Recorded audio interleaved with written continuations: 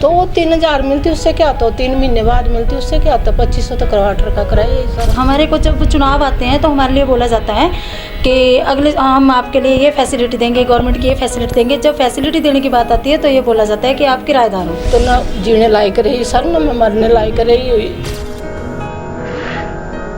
क्या करूँ सर, मेरे तो कुछ भी नहीं रहा, ना नौकरी है ना कुछ। सोलन में नगर निगम चुनाव के चलते माहौल गर्म है। सभी पार्टी के नेता अपने अपने क्षेत्र में ताकत झोंक रहे हैं। चुनाव के समय जनता से अनेकों वादे तो बहुत किए जाते हैं, लेकिन इन वादों की जमीनी हकीकत कुछ और ही होती है।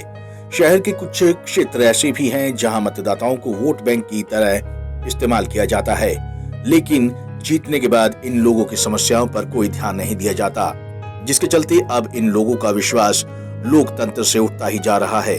बात करें वार्ड नंबर 17 की, तो यहाँ के मतदाताओं की समस्याएं सुनकर किसी का भी दिल पसीज सकता है, लेकिन यहाँ के पार्षदों ने चुनाव लड़ने के बाद उनकी कोई सुध तक नहीं ली।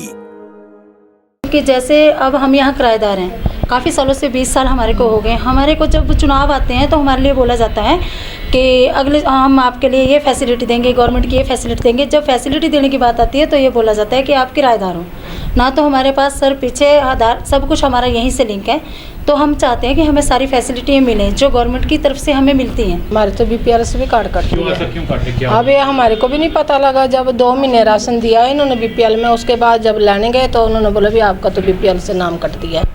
खाने पीने की भी दिक्कत है, किराए पे रहते हैं, 2500 रुपया क्वार्टर का किराया देती हूँ मैं। तो वो 3,000 मिलती, उससे क्या होता है, 3 महीने बाद मिलती, उससे क्या होता है, 2500 तो क्वार्टर का किराया है सर। कोई ना बेटा ना बेटी है, एक ही बेटा था, वो भी मार दिया लोगों ने। अब ये पता नहीं है अभी किसने मारा किसने नहीं मारा, कोई प्रूफ नहीं मिला अभी तक उसका। मैं तो ना जीने लायक रही सर, ना मैं मरने लायक रही हुई। क्या करूँ सर, मेरे तो कुछ भी नहीं रहा, ना नौकरी है ना कुछ,